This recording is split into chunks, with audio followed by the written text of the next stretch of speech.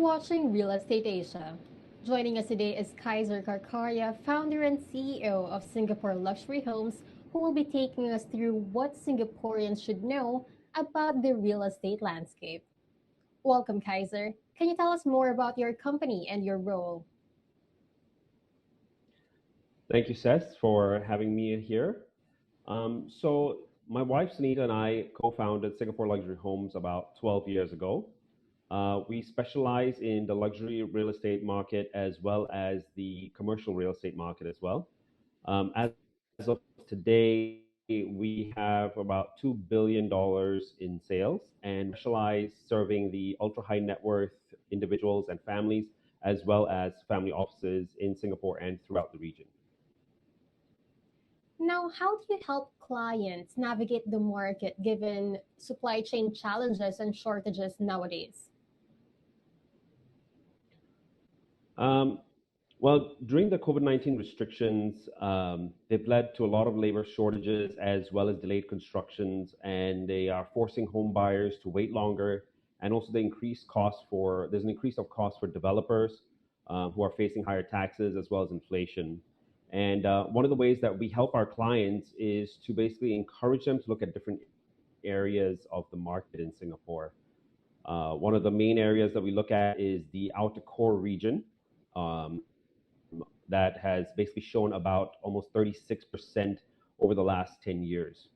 The urban planning of Singapore for those areas have attracted actually many global corporate companies as well. And because of that, you can expect a good capital appreciation in the area as well as good yields as well.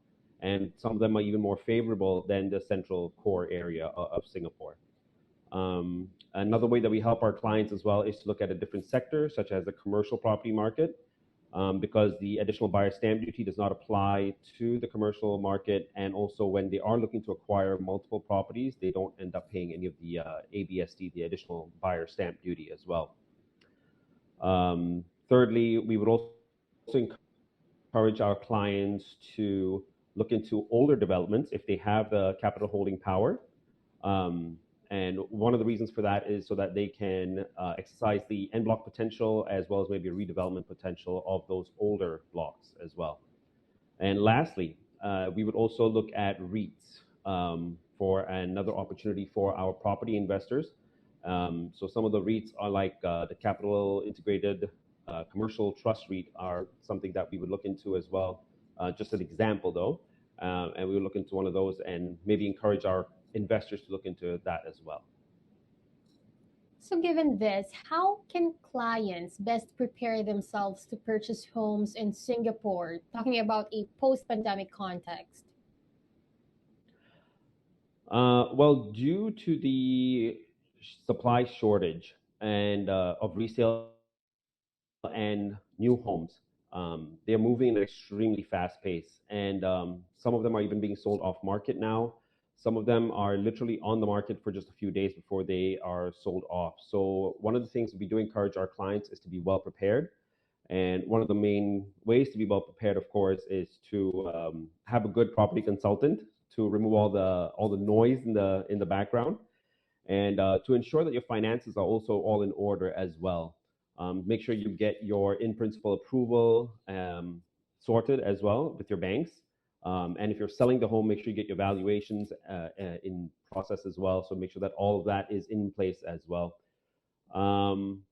Another way that we also encourage our clients when they are looking at purchasing a home is to make a strong offer, because this is not a market where you want to play the low ball game and try to squeeze out a bargain. Many of these sellers have been waiting years to sell their homes, and they know that now is a good time because this is a seller market.